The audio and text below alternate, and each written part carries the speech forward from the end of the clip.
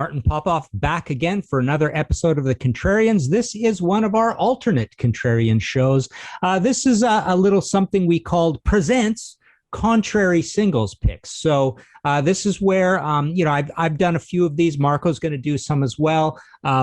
This is where I've done, who have we done? Blue Oyster Cult, Aerosmith, where I've gone in and kind of picked the songs that I think maybe should have been singles from the album. And tell you what they picked for singles and just see how we jive, how we line up with those singles picks. So I thought it was a cool way to a cool new way to talk about some of these bands and these albums. And judging from the comments, it seems to be kind of a cool idea. So I thought I'd continue on with it. So this time we're going to be talking about Van Halen. And I wanted to mention I'm getting a lot of emails about this book of mine being out of print. I decided to bite the bullet and get another 100 copies. So I will have more of these in about 3 weeks. So just stand by. This is coming soon. This is my big sort of trivia chapters, lots and lots of words, Van Halen book. And then, of course, I later on, I came out with this one, and I do have a good supply of this one. This is the big visual biography that's kind of, one of these, right? With the big timeline and the quotes and all that kind of stuff. So your big Van Halen book there, Van Halen visual biography. And then I just recently, just last week, got in the new one, Uriah Heep, a visual biography. This is actually the thickest and biggest one of these yet. So these are all available at martinpopoff.com. There you go. Here's what that looks like inside. Uriah Heep, a visual biography, and I sign them, of course, and send them out. There's PayPal buttons there and everything, blah, blah, blah. So Van Halen, that's the band we're going to be talking about here. And I'm going to go through the albums. I'm going to tell you what they picked as singles. And, let us know in the comments what you think of what they picked, what I picked. But let's give it a shot here. So, okay, so first one is... a little album you might know as Van Halen. So good, they had to name it twice, right? So from Van Halen, the singles picks were You Really Got Me. And remember, they always, the DJs usually tacked on Eruption as well. Running with the Devil, Jamie's Crying, Ain't Talking About Love. And in Japan, they picked On Fire, pretty heavy one. So my picks for Van Halen 1, exactly the same. I'm not contrarian at all. I think that's perfect. You've got a cover in there that they do a great kind of really smoking job of. You've got kind of the two most immediate songs that have kind of like a slowness to them, but a drama in Running with the Devil and Jamie's Crying. And then I guess you've got in Ain't Talking About Love, you've got kind of a technical heavy one, but it's not as heavy as Atomic Punk or On Fire, that kind of thing. So I thought that was a perfect idea in terms of the picks there. Van Halen II, off of this one, they picked, there's your cool back cover of that. The label, the management, whoever, the band, everybody all together. Sometimes they fight about these sorts of things. All three parties, actually. The picks for singles off of Van Halen 2 were Dance the Night Away and Beautiful Girls. Over in Japan, they picked Somebody Get Me a Doctor, and again, a really heavy one. So my picks, again, not contrarian at all. I totally agree. Far and away, Dance the Night Away and Beautiful Girls were absolutely excellent choices. We heard them on the radio as kids all the time. They helped sell this more difficult album. This is not nearly as an accessible album as the debut was, but it was greatly, greatly helped by both of those, fun, poppy, but rock and rollsy enough songs being played on the radio quite a bit, keeping the Van Halen train rolling down the tracks. All right. Women and Children First. We get to the third album. There you go. There's your Women and Children First. The classy shot on the back. So the singles picks from this, only one single, And the Cradle Will Rock. Again, not contrarian at all. I have no contrarian views on this one. That was a great pick for a single. It's heavy, but it's still accessible enough with that great, interesting tagline, And the Cradle Will Rock, ... I always hated that part. But I look at the whole rest of this track list, and there's nothing on here that really could have been a single. I know DJs at the time did pick up on Take Your Whiskey Home, and you would hear that on the radio sometimes as well. And that really is the second kind of most Most accessible song on here, well put together, because there's a lot of weird stuff on here, right? Tora Tora, Loss of Control.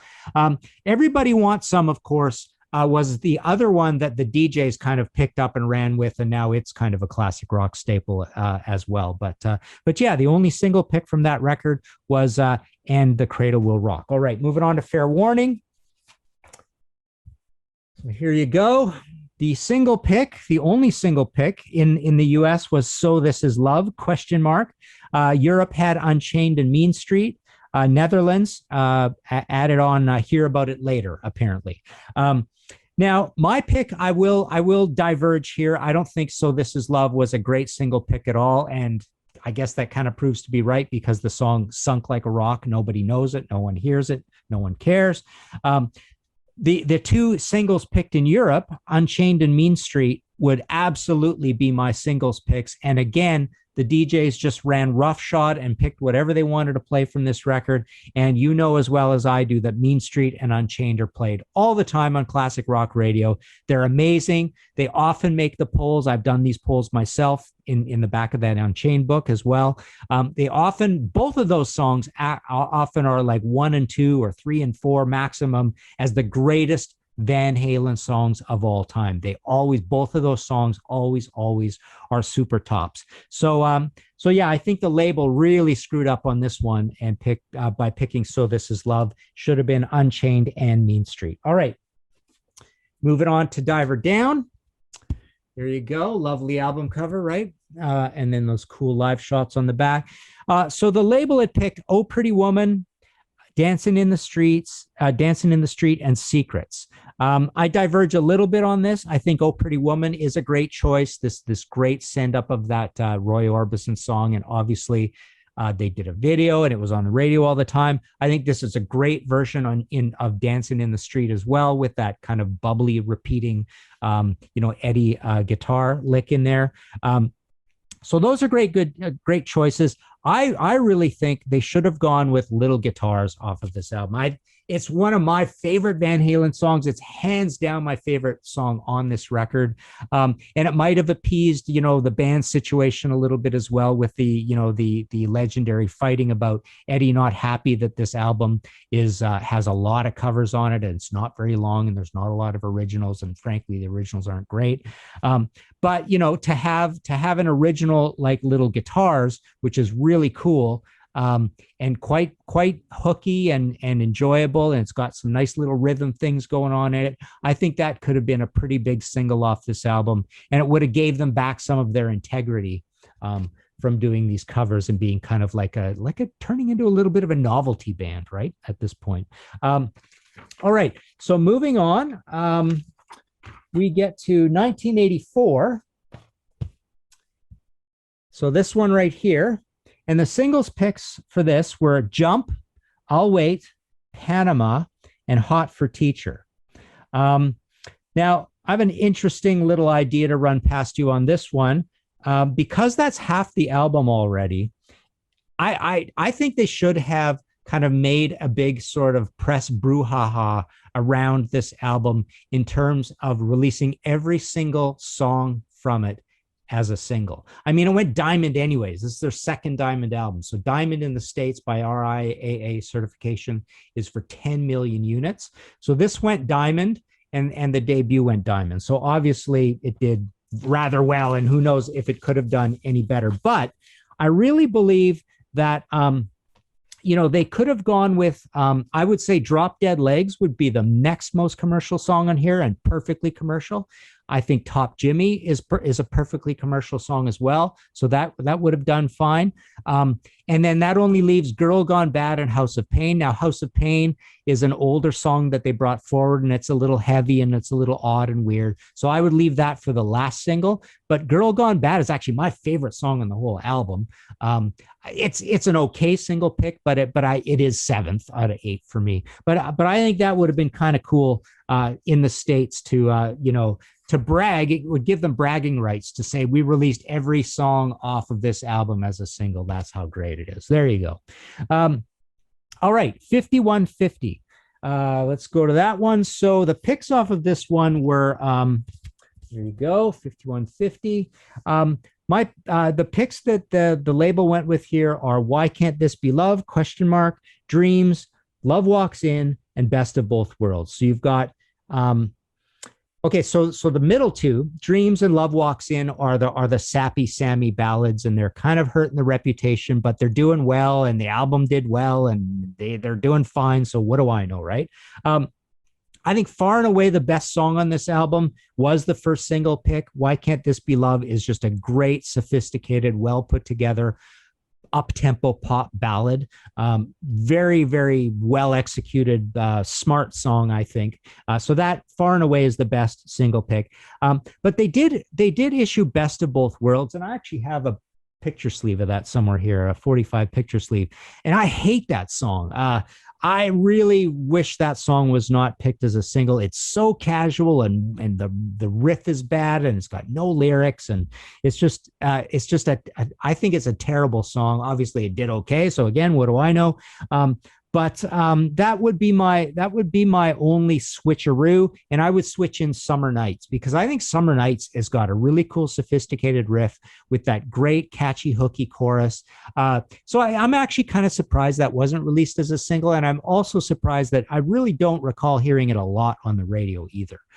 So that would be my one switch out of that. I guess you got to go with the ballads. Why Can't This Be Love? Absolutely amazing, and Summer Nights would be my switch out on that one. Okay, on to OU812. So the picks off of this one were, you got the back cover, and I got Sammy signing it back there. The picks on this one were Black and Blue, When It's Love, Finish What You Started, and Feels So Good. Now, I would pick the same three except for Black and Blue. I don't like that song very much, and it doesn't even sound that hooky to me. And it's a little politically incorrect, I suppose, as well. But I just don't think it's a little brown, not brown sound, but just brown Van Halen. I would have switched in my favorite song from this album, Mine All Mine, as kind of a sophisticated oddball hit. Well, here I am saying hit, but oddball single that might have been a hit, because I think it's a cool. It's the most try harder song on here. It's the most serious song on it, but it's still interesting and up tempo. So it's not lacking in energy or anything like that. So that would have been my switch out for that one. Moving on to the CD era here, we've got For Unlawful Carnal Knowledge. The picks off of this, I remember Pound Hound being an advanced single, Top of the World, and Right Now. So I totally believe Top of the World was a great choice, and obviously Right Now is an amazing choice, an amazing song. Instead of Pound Cake, which I find a little bit kind of oppressive and smothering, I would have gone with Run Around from this one. Run Around has a great chorus. It's really up tempo. That would have been my only change. I mean, Pound Cake is kind of cool because, you know, on the radio, you get to play Eddie playing the drill, you know, the drill effect and the guitar thing. And that's really good. And it's a good little hook for radio. Right. And, you know, it got played a fair bit, but not a lot. I mean, it wasn't one of these songs that just became a massive, you know, pop consciousness song for them. So that would have been my only switch there. Over to Balance. There's your Balance. The label picks were Don't Tell Me What Love Can Do, Can't Stop Loving You, Not Enough, and Amsterdam. Wow. So they picked a lot of stuff on this. Can't Stop Loving You is your up-tempo Van Halen song. I guess that's a clear winner. Not Enough is a little bit more of a mellow one, but still, you know, a mellow Van Halen song you can't lose in the Sammy era. Amsterdam, I don't think is a great pick. Don't Tell Me What Love Can Do is really kind of dark and simple. I mean, it might be a little bit moving on from grungy times, so that's kind of the idea here. Pick something cool for the kids, but you know, it didn't really make it all that well. So I have a very contrarian choice for this. I would say, you know, over and above all of those, except I would say Can't Stop Loving You, I would have picked Take Me Back, Deja Vu first. I think it's a really cool song, and it's both mellow and serious. So I think they could have had a pretty decent hit with that. It's one of I think it's one of the more thoughtful adult songs on the album. So that would have been my fairly contrarian pick for this one. Moving on to Van Halen 3 with Gary Cherone. There you go. The label tried Without You, One I Want, and Fire in the Hole. So they had 3 different picks for this. And I would have to agree with that, except I don't think any of them are very good songs.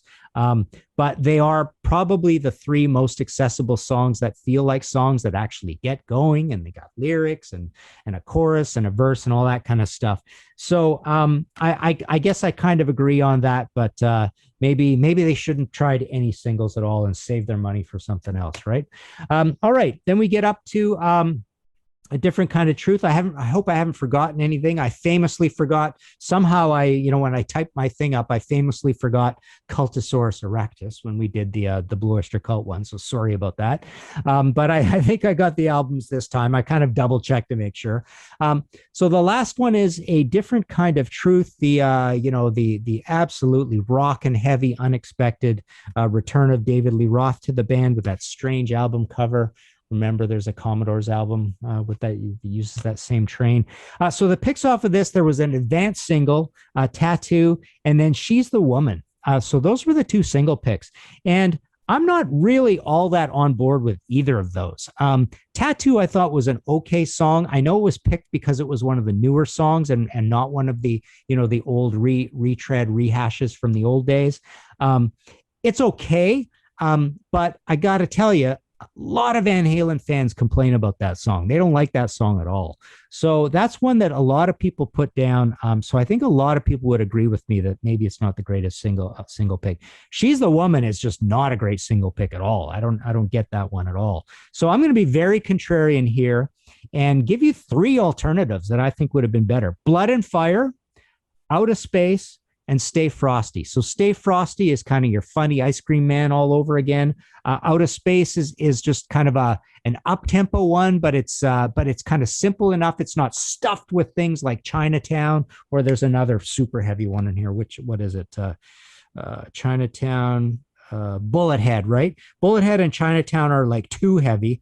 Honey Baby Sweetie Doll is kind of too stuffed with stuff as well. So Out of Space is just kind of heavy and heroic. It reminds me a little bit of Mean Street and Unchained, I suppose. And Blood and Fire has just that good mix of mid-tempo and a lot of cool Eddie things going on, and just sophisticated and cool, and just it could have been like an oddball hit on it. So yeah, I'm going to end on a big contrarian note and say I reject Warner. I reject.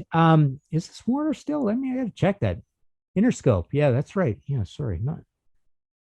Yeah, I guess there's no Warner involved in this at all anymore, is it? It's all okay. So anyways, I reject you, Interscope, with your Tattoo and She's the Woman, and I raise you a Blood and Fire, Out of Space, and a Stay Frosty. So there you go. Let us know what you think in the comments below. We have a Patreon thing as well. We'd love you to support us over there. We put up Patreon content as well. But yeah, the discussion on these single pick shows has been pretty interesting to see what you guys all think as the singles. I mean, that honestly, that keeps us going. We love doing the show because we love reading the comments. Absolutely. I do my whole History in 5 Songs podcast. I'm up to 105 episodes of that now, but there's nowhere that I see any comments other than the Facebook page I did for it. So that's what I love about the whole YouTube show thing. And Marco as well. And Marco's great going in there and commenting and answering people and stuff. So there you go. Go play some Van Halen and let us know if they could have actually been even bigger than they were.